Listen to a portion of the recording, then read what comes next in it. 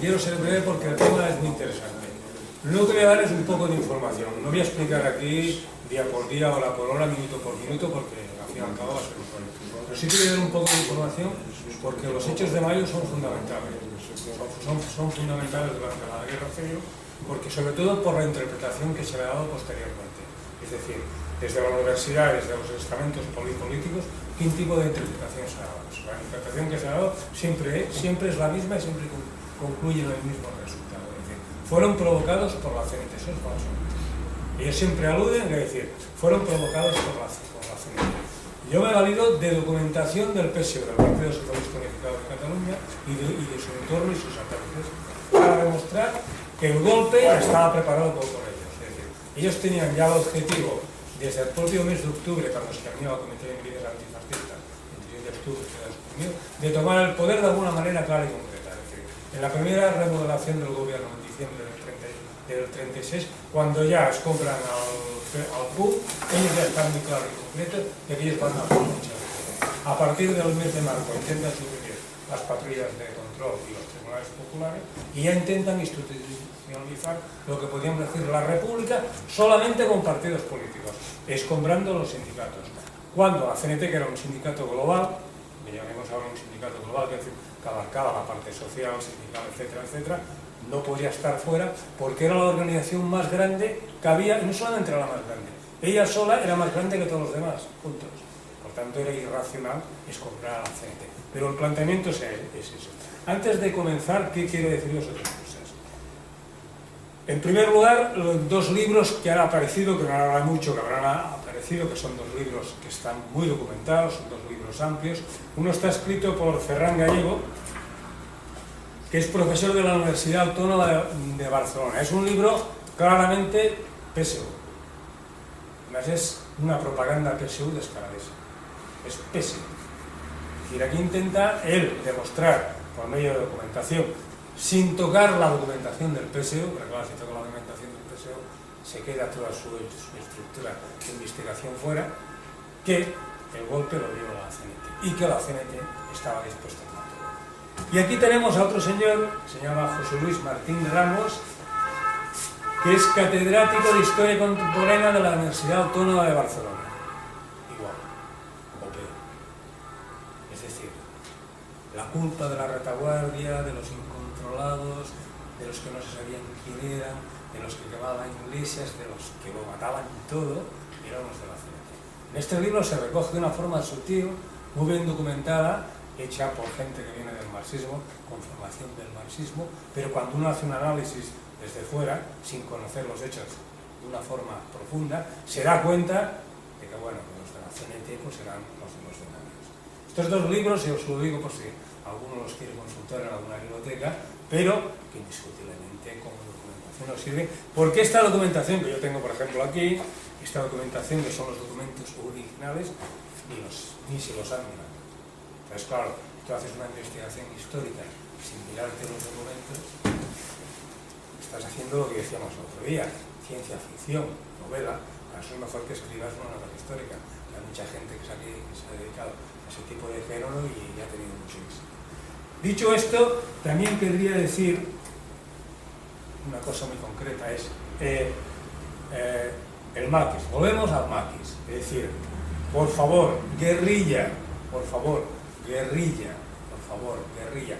Muchas veces la propia guerrilla, cuando entraba, en los años sobre todo finales de los 40, principios de los 50, venía delatada por el propio Partido Comunista, que aplicaba la táctica, si yo no controlo, destruyo. Quiere decir, la táctica de tierra quemada, que lo ha hecho siempre toda su vida, y lo seguirá haciendo. Es decir, el marxismo, ya por ideología, en la primera internacional, después del Congreso del 68, cuando hay la gran separación a partir después del Congreso del 70 entre los federales y los jerárquicos, que pueden ser los comunistas, Marx decide destruir la internacional porque no la controla y se la lleva a Nueva York para intentar controlar la internacional. Prefiere cargarse la organización europea porque él no la puede controlar. Y ese tipo de táctica es lo único que ha hecho el marxismo. Destruir. La mayoría de toda la teoría marxista son plagios. el señor Marx, que en la Biblioteca Antropológica de Londres se dedicaba a copiar la teoría de David Ricardo, de los fisiócratas, etcétera, etcétera, y acumular una gran enciclopedia. Pero lo suyo lo podemos encontrar en las cartas, en la correspondencia que tenía epistolar con los militantes de su organización, en los cuales se ve bien claro quién era el planteamiento de Marx y cómo iban a funcionar posteriormente los partidos comunistas, igual que él.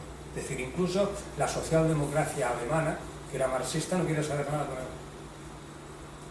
Que tiene un partido militario en Alemania que prácticamente ni existe, porque la teoría ya sería planificado desde otra perspectiva y ya la habían abandonado. Entonces, sabiendo todo eso, tenemos que tener constancia que sobre los hechos de mayo siempre nos plantearán la teoría marxista sobre los hechos de mayo, que les va muy bien al mundo reaccionario del catolicismo, que decir que las iglesias las daban los anarquistas, esto es falso, porque los anarquistas las aprovechaban porque eran edificios muy eficaces para hacer una cantidad de infraestructuras increíbles, y que muchas de las iglesias, la muerte de curas, era propio del propio catolicismo, que había creado una rivalidad brutal entre ellos y se pasaban cuentas simplemente una vez se había producido el hecho revolucionario, pero que no tiene nada que ver con los planteamientos de los anarquistas. Entonces, a todo este aspecto se unen todos en contra de la CNT, y estos libros que van apareciendo constantemente dan igual.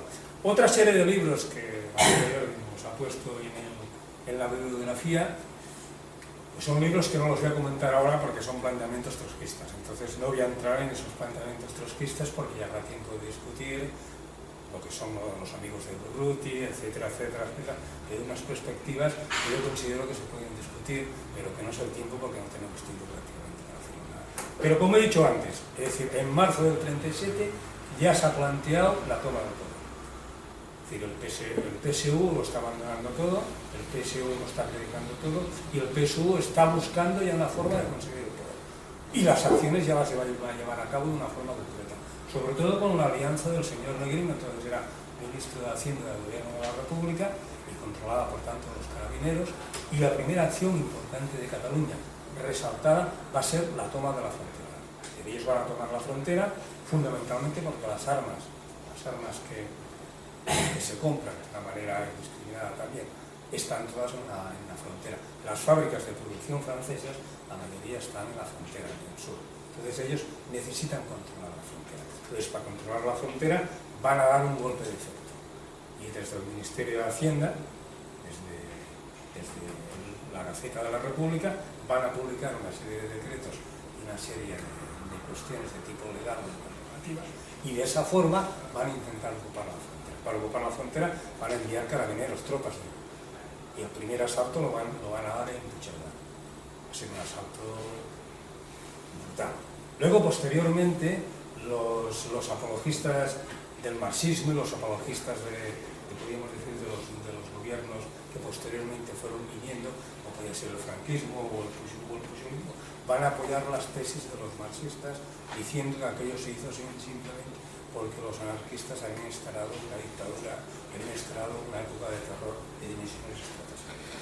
Y eso será fundamental. Entonces, a partir de ahí, nos encontramos que en Barcelona se va a producir una serie de hechos, pero simplemente con un objetivo, eso, la toma del poder.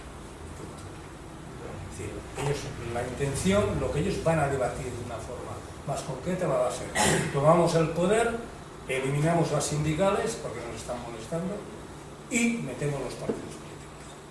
Claro, al meter los partidos políticos se meten ellos como partido político. Entonces quieren ellos, el gobierno del Frente Popular tiene que ser un gobierno de partidos políticos, y el gobierno de la Generalitat aquí tiene que ser, o el gobierno de la Generalitat de Defensa, tiene que ser también un gobierno de partidos políticos.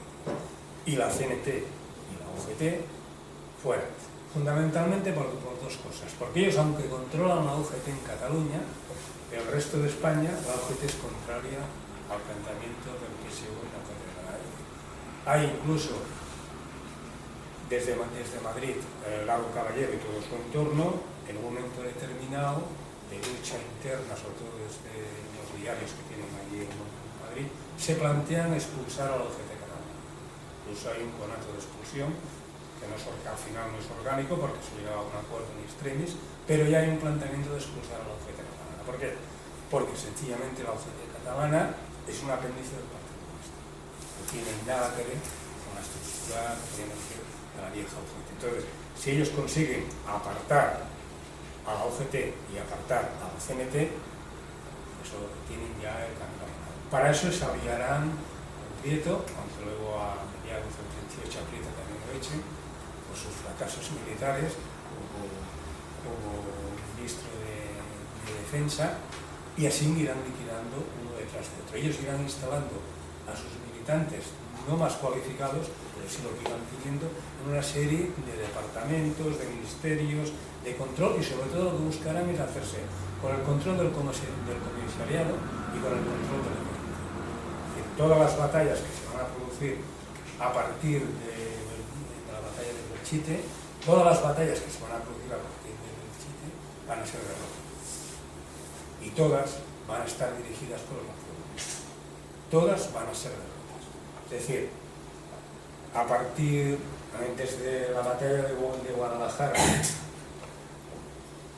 en el centro, Madrid, la República, a excepción de la toma de Teruel, no va a conseguir ninguna victoria. La batalla de Ebro va a estar dirigida por los comunistas, y aquí hay documentación suficiente para demostrar que todo el comisionado, todo el ejército, todas las órdenes, todas las decisiones, la distribución de las unidades, todo pasó por el Partido Comunista. Más que por el Partido Comunista, por los vulgarmente llamados los ucranianos. Es decir, los agentes de la Comirten, y las que tomaban decisiones en el seno del Partido Comunista, porque los Díaz, Casinaria, Hernández, Lige, etcétera, etcétera, etcétera, el Partido Comunista era simplemente los intermediarios. Comirten daba la orden, sus agentes que tenían aquí controlados, como Togliatti, que era el gran capo, tomaban las decisiones, se las transmitían a esta gente, a la Casinaria, a esta gente, a los Carrillo y a estos se la transmitían al resto del partido. Por tanto, la batalla de Ebro, el planteamiento de la batalla de Ebro, hay que ver documentación muy clara del general Rojo, cómo plantea la batalla del Ebro y después cómo se desarrolla. El propio general Rojo en sus informes critica el desarrollo de la batalla de Ebro. Le ha dado una serie de órdenes y no se han cumplido. ¿Por qué? Porque los asesores soviéticos han hecho lo que les ha dado la gana. Entonces, los hechos de mayo los podemos cifrar en eso, en la toma de poder. A partir de los hechos de mayo cambia todo. Liquidan al POM, que es un partido pequeño, trotskista y encrastado en la mayoría de la concepción marxista de las vanguardias dirigentes, y que en febrero del 37, febrero marzo del 37, en Cataluña aún emitía documentos al PUM diciendo que podía controlar la UGT. Es decir, el descontrol que había en el PUM era a nivel de dirigente y a nivel de realidad, era increíble, bueno, estaban desfasados totalmente, es decir, no sabían ni dónde estaban. Desde el PUM se va a encontrar con el problema que cuando sean absorbidos por el Partido Comunista, cuando sean detenidos algunos de sus dirigentes, es que no se lo van ni a creer. Se creían que aún iban a dirigir a las vanguardias. Es decir, las vanguardias iban a dirigir a las masas, como ellos ya llamaban. Y muchos de ellos tendrán la suerte de poder refugiarse en el seno de la CNT o de las organizaciones afines a la CNT para poder salvar la vida. Porque lo que estaba claro y concreto es que vivían irrealmente. Entonces, a partir de esta época, del 37, de los hechos de mayo del 37, toman el poder. Una vez han tomado el poder en el gobierno central de Madrid, con la caída del gobierno central de Madrid, viendo que si la CNT, al cabo de un mes, 2 meses, 3, se van dando cuenta que si la CNT se va tanto del gobierno de la República como del gobierno de la Generalitat, cuando está en todos los ayuntamientos tienen una CNT representación, porque ahí sí que no pierde la representación. La CNT nada más pierde la representación en la Generalitat y en el gobierno central, pero en los ayuntamientos no. Entonces, si la CNT continuando teniendo mucha representación prácticamente en todos los pueblos pequeños y pequeñitos, indiscutiblemente lo que no tiene sentido es gobernar sin contar con el partido, en este caso sigue con la organización más grande. ¿Cómo puedes tener la organización más grande fuera del poder y tomar tus decisiones para que los otros no las asuman? Entonces entramos en un tiro de aflojo que ya en posteriores sesiones los iríamos explicando. Pero su objetivo principal fue si tomamos el poder, desplazamos a la CNT. Yo tampoco, a veces no lo llego a entender, lo de los comunistas, pero aquí tengo, en esta documentación me he hecho de un curso de adoctrinamiento del PC, 2639. Es un curso de documentación excepcional, que prácticamente no la conoce nadie, y te quedas asombrado de cómo ven ellos la realidad. Es decir, los que hacen el curso son gente que normalmente han ido a la escuela leninista de Moscú, y cuando han vuelto de allí con un sueldo de aliberado, ya no dan ni un pago, ya no saben lo que es trabajar, se plantean cuestiones desde una concepción burguesa y creen que las masas van a reaccionar a golpe de pito, cuando sabemos que el movimiento obrero en Cataluña y en muchas zonas del resto de España no funciona como masas. No es un movimiento de obreros de masas que se pueda amasar, ¿no?, de una manera o de otra, sino es un movimiento obrero mucho más cualificado. Es un movimiento obrero que tiene ya una mayoría de edad y que puede pensar por él mismo. Pero los comunistas, lo que nos explican aquí, francamente piensas, pues esta gente estaba fuera de control. Esta gente no entendía. Incluso los agentes que ellos tienen de la Comité, sobre todo los franceses, también vienen creyendo que lo que hay aquí es lo mismo que hay en Francia. Es decir, no acaban de entender lo que es el anarcosindicalismo, y los planteamientos, las descripciones y los análisis que hacen sobre el anarcosindicalismo es que no tiene sentido, no tiene ningún sentido. Y entonces toda su estrategia se basa en conseguir el poder, y una vez que tienen el poder todo se solucionará porque las masas son manejables, pero no cuentan con que el movimiento anarcosindicalista no es un movimiento de masas, es un movimiento organizado, es un movimiento que tiene personalidad propia, es decir, tiene capacidad para tomar decisiones. Entonces, cuando toman el poder, intentan reprimir a la CNT, como puede ser en las colectivizaciones de Aragón y en otra serie de sitios, los propios colectivistas de la UGT les dicen: "Oiga, no podéis echar a esta gente, no los podéis reprimir, no podéis nacionalizar las empresas, porque esto se va a la quiebra, no podéis militarizar estas empresas, porque en el momento que las militaricéis, además de que no tenemos capacidad para militarizarlas, la poca producción que hacen, lo hacen esta gente, los de la CNT, ¿cómo los vais a echar?". Y eso hace que en muchos planteamientos, viendo que la experiencia que les está surgiendo es de que por reales decretos, por órdenes, aquello no funciona, se tiren para atrás e intenten llegar a una serie de pactos.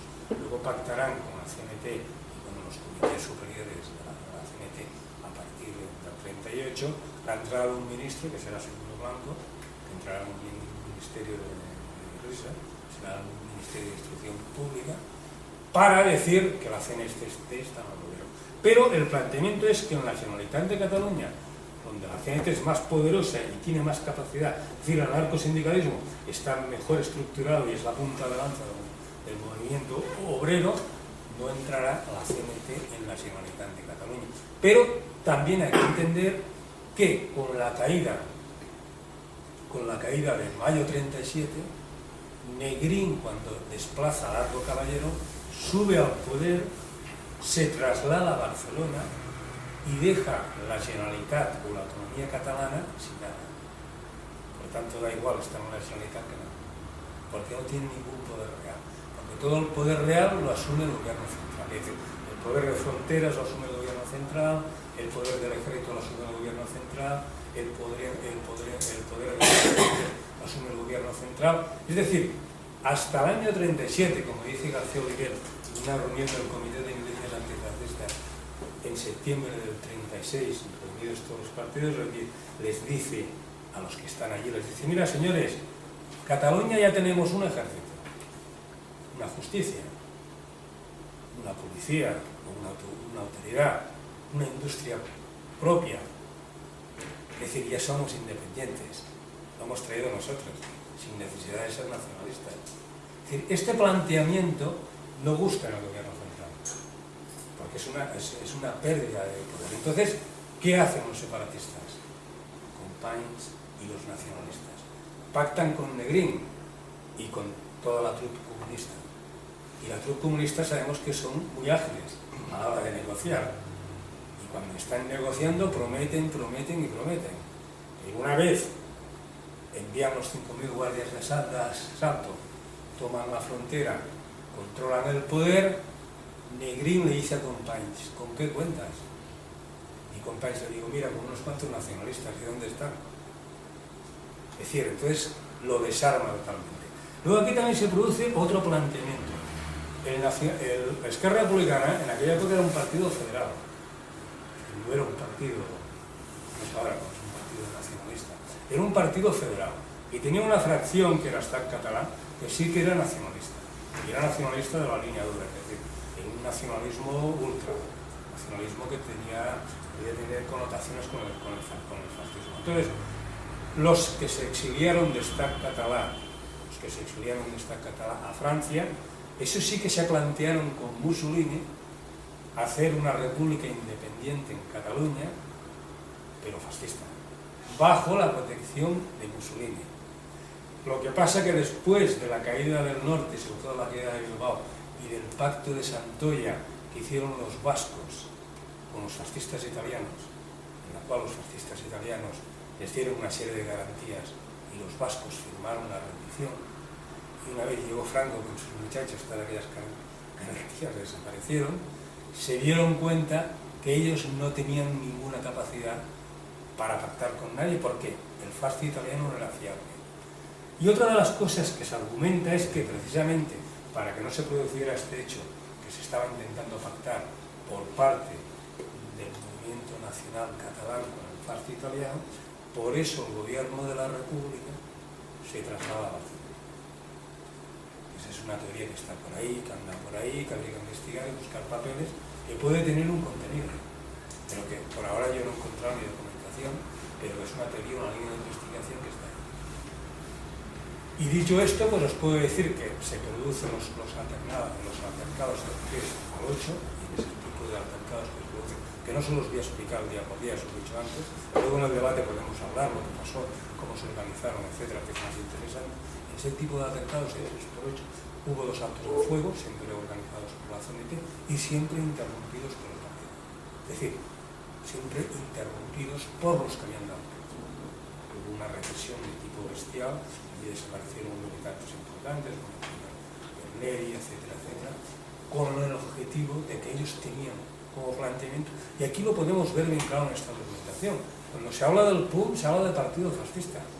Y el PUM está trabajando con los fascistas. Pero con el tiempo pudimos ver que no.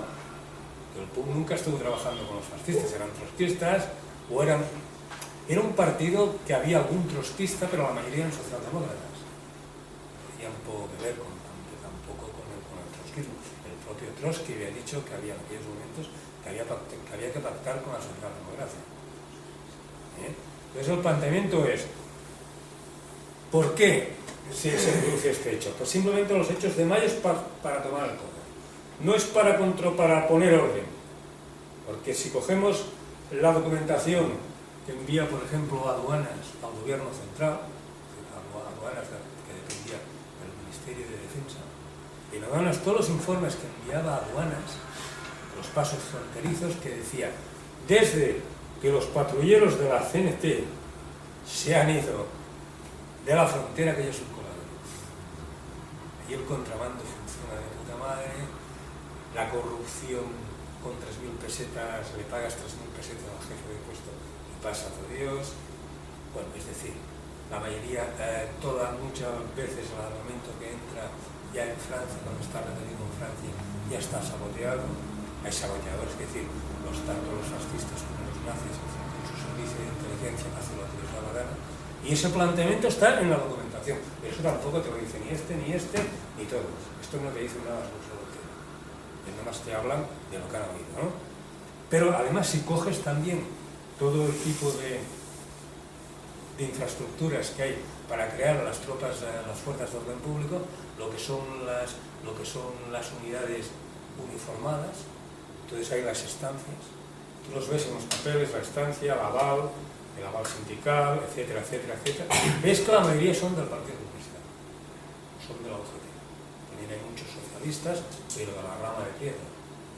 Es decir, todo el Estado, toda la estructura del Estado la están intentando copar ellos.